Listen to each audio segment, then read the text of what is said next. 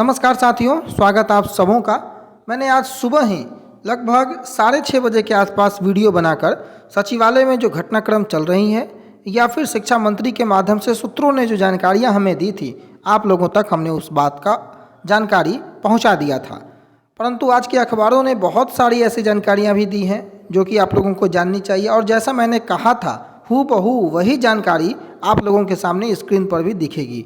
और इससे इस बात की अहमियत तय की जा सकती है कि 7वें चरण को लेकर के शिक्षक अभ्यर्थी क्या सोचते हैं और सचिवालय और शिक्षा विभाग क्या सोच रहा है। भास्कर ने ये सबसे पहले खबर दिया कि हाई स्कूलों में तकरीबन 1.25 लाख और प्रारंभिक स्कूलों में तकरीबन 80,257 शिक्षकों की बहाली होनी है और दिसंबर में आएगा हाई स्कूल की भर्ती। पिछला वीडियो जो मैंने सुबह क्रिएट किया था उसके थंबनेल पर ही मैंने लिखा था कि शेड्यूल दिसंबर में आएगा। उसके अंदर के कंटेंट में मैंने क्या कहा था वो आपने सुना होगा, अगर उस वीडियो को आपने देखा होगा तो। परंतु अखबार ने जो आज प्रकाशित कर दिया है उसमें भी आप देखिए दिसंबर की ही बातें की जा रही है और एक संभावित शेड्यूल जो था वो दिसंबर में ही था। परंतु मैंने आपको पहले भी बताया था, पिछले वीडियो में भी बताया था, अभी भी बता रहा हूँ कि दिसंबर अंत तक या फिर जनवरी के प्रथम सप्ताह तक की उम्मीद रखिएगा। दिसंबर में पूरी संभावना नहीं है कि आ जाए, कारण कुछ टेक्निकल कारण है जिसके कारण से मैं ये बात बोल रहा हूँ कि दिसंबर अंत या फिर जनवरी में आपका शेड्यूल देखने को मिलेगा। परंतु बिहार में 2 लाख शिक्षकों की बहाली नियमावली को लेकर के भी मैंने सुबह के वीडियो में चर्चा की थी कि नवंबर में ही मंजूरी मिलेगी, और वही बात अखबार ने भी प्रकाशित किया था। आज देख सकते हैं स्क्रीन पर मैंने लगाया है, 2-3 इमेज को मैं इसमें अभी दिखाऊंगा। परंतु जो मुख्य बातें हैं कि पहले हाई स्कूल फिर प्रारंभिक स्कूलों की भर्ती होगी।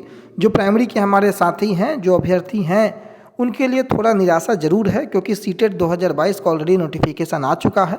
दिसंबर में परीक्षाएं होनी है, जनवरी तक परीक्षाएं होनी है, और उम्मीद ये जताई जा रही है कि अप्रैल मार्च के बाद ही नोटिफिकेशन जो है वो प्रारंभिक की आएगी। हाई स्कूल के नोटिफिकेशन के बाद, उनकी भर्ती के बाद प्राइमरी की भर्ती आएगी, ऐसी बातें चल रही हैं।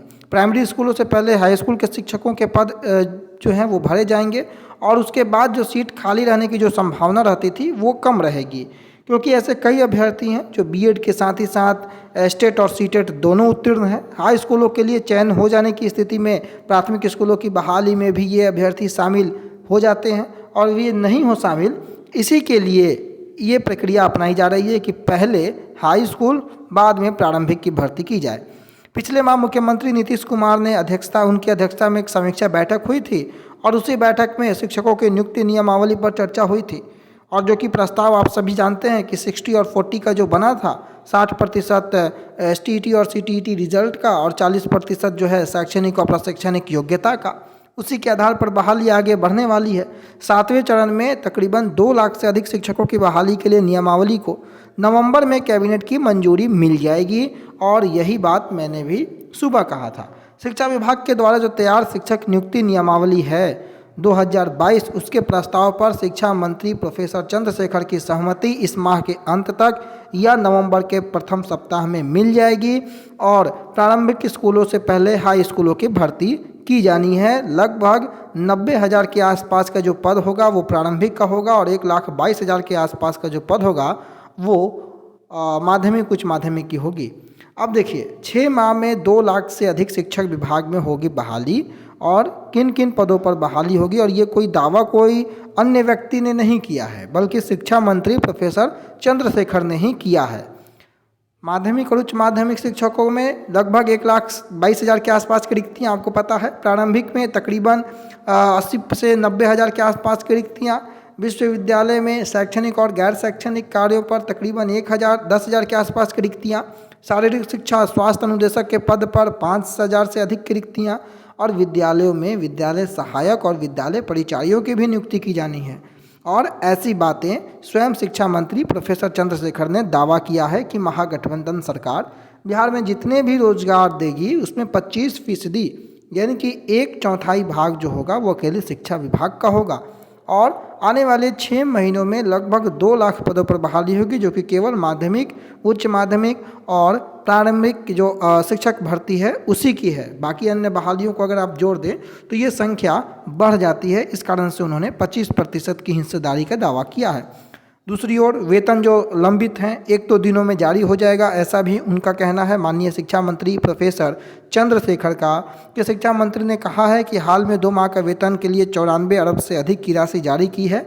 शिक्षकों को 2 माह का वेतन इससे मिल चुका है, 1 माह का वेतन बकाया है और वह भी 1 से 2 दिन में जारी कर दिया जाएगा, ऐसी बातें निकल कर आ रही हैं। अब नियमावली पर आ जाते हैं। सारी खबरें आज की ही हैं। 2.25 लाख के आसपास की जो रिक्तियां होंगी उनमें सबसे अधिक शिक्षकों की बहाली के लिए नियमावली का इंतजार हो रहा है और नियमावली नवंबर में कैबिनेट की इसकी मंजूरी मिल जानी है।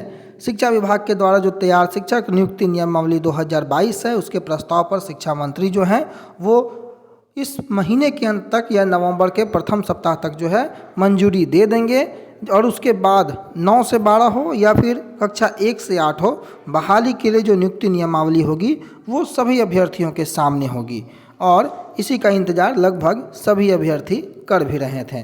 तो कुल मिलाकर जो बातें थी, 3 बातें कि नियमावली 2022 बन गई है और वो नवंबर तक जो है आपके सामने होगी। दूसरी महत्वपूर्ण बात शेड्यूल को लेकर के, जो कि दिसंबर तक या फिर जनवरी तक जो है आपको देखने को मिल जाएगी। तीसरी महत्वपूर्ण बातें कि हाई स्कूल की बहाली पहले होगी, प्रारंभिक की बहाली बाद में होगी और चौथी और सबसे महत्वपूर्ण बात सीटेट 2022 भी आपकी कंडक्ट होने वाली है दिसंबर में, जिसको लेकर अभ्यर्थी खासे परेशान हैं और खबरें यह भी हैं कि अभ्यर्थी शायद नवंबर के महीने में ही अपना विरोध प्रदर्शन भी करेंगे। तो कुल मिलाकर 7वें चरण को लेकर के आज अखबारों ने बहुत सारी खबरें प्रकाशित की हैं। कल सचिवालय में भी चर्चाएं जोरों पर थीं। तो इन सभी चीज़ों से एक चीज़ स्पष्ट होता है कि अगर आपका दबाव बना रहा तो कार्य थोड़ा जल्दी होगा।